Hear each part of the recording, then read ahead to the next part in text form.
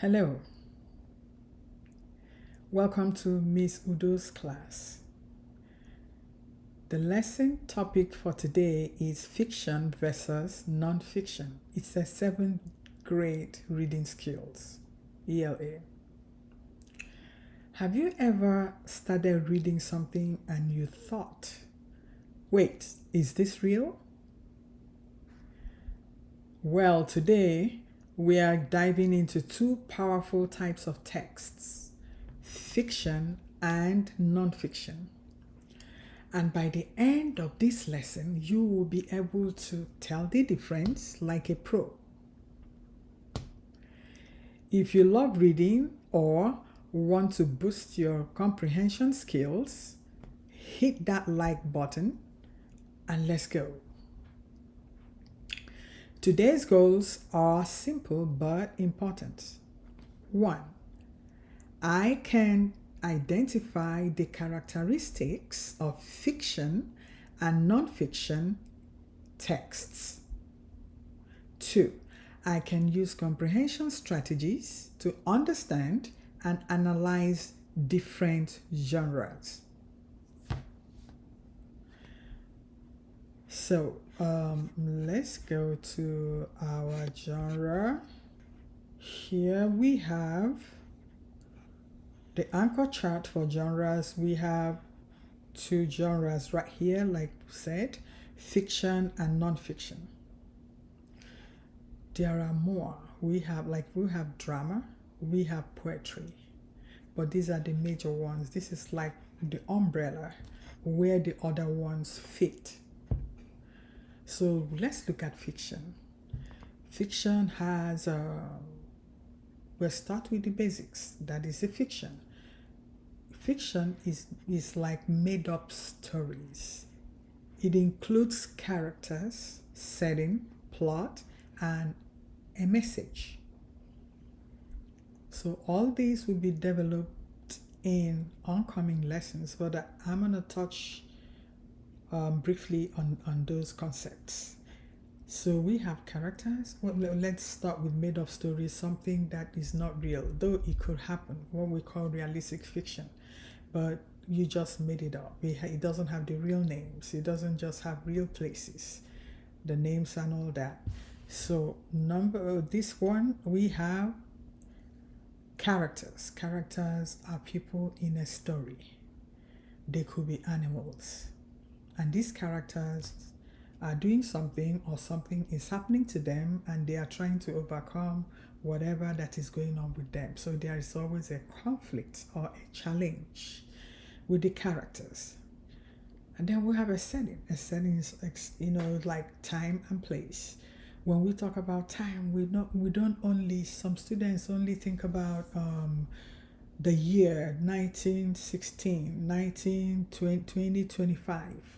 And then some think of time with something they see. Some of them still know morning, night, evening, day.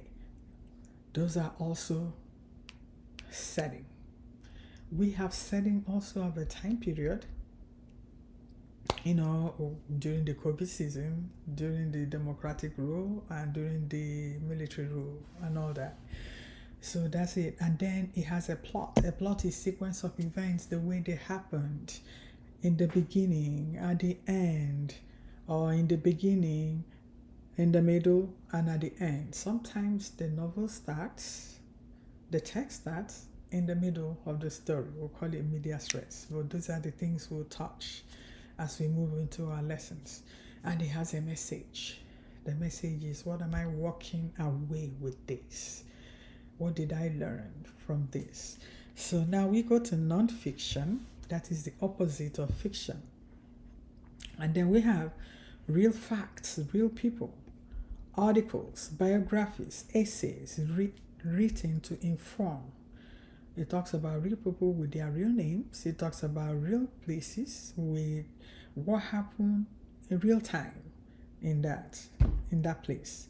We have articles on the priory. We have articles on COVID-19, articles on how to change your life. Those things are articles. So now it is written to inform us about what is going on real time. So now take a look at this way. We have anchor charts that gives you the comprehension skills that you need to access information here. We have inferencing. You have to put two situations together, one you know before and the one the text is telling you, and then you come up with a new information with that. And then we'll have main ideas and details. When you're reading this nonfiction, you have to find out the main idea. What is the text mostly about, and what are the details? And then you use summarizing also to access them. When you get the main ideas, you have to put them in your own words, and that is the summary. And then we have questioning. When you begin to question what you are reading, sometimes you turn over, I will say, oh, okay, why is this happening here? I thought. You flip over to go and check. Now you are thinking on your thinking. We call that metacognition. You're just thinking on your thinking, and that's how to read. Now we have visualization, visualizing. Now you have to, what you're reading, you make it play out like a movie. See that, oh, she knelt down and had these rock, heart rending sobs. So you begin to imagine somebody feeling that way. So that's your comprehension skills. So let's look at these basics here. Now I have to model to you how to find which genre is here or in the text you're reading. So I'm going to read this. I'll read with all carefulness.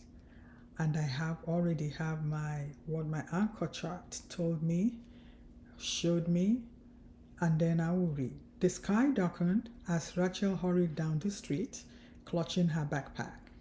She wondered if she would make it home before the rain started. Every shadow seemed to move, making her quicken her pace. Now, right here we have Rachel. Rachel is a character. And we have down the street, that's the setting, and the character is doing something, clutching her backpack, and she is wondering about something, how to make it home before. There's a conflict right there. And then what did she do? She's trying to quicken her step, her pace of walking. So I would say this is a fiction. These are the clues that I have that showed me that this is a fiction story. So it has characters, it has setting, it has plot. And what is the message? What message am I getting from here? I could get a message. I don't know what somebody else could get. There is no wrong or right answer, so long as I show from the text. I get evidence from the text to support my own understanding. I would say the sky darkened, or it means that whenever the sky darkens, it could rain. It's gonna rain. Whenever the sky darkens, it will. So when you are on the street and the sky darkens, you better hurry up. It could rain. So let's move to the other one. This is not. We go to this. This is text nonfiction example. I'm going to read it and then let you know why I chose it as nonfiction text. Thunderstorms occur when warm, moist air rises quickly and cools, forming large clouds. Meteorologists study weather patterns to predict when storms will happen. So I'm looking at these thunderstorms. Which character am I seeing? There is no character. What look closely like character is meteorologists, but it doesn't say they are doing anything. It's just telling me what they do, what their job is. That's an information right there. So it says that how and when thunderstorms occur. So I will know that this is an informational text and not non-fiction text. Now again, we're going to up with some games for you to do your independent study. Here's some fun challenge I'm going to give you. You have to read the sentence that I'm going to show and say if it's fiction or non-fiction. Let's go. Look at this one. The unicorn's horn glimmered under the moonlight as Mare reached out to touch it. Write your answer in the comment section, fiction or non-fiction. What clues helped you? That's what I want to see in the comment section. You read these.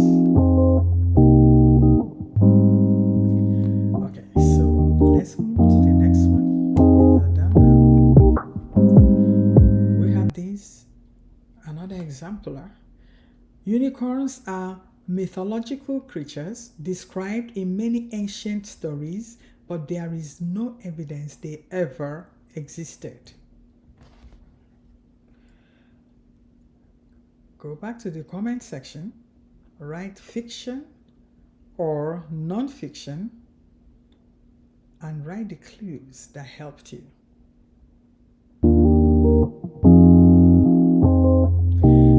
Great work, detectives.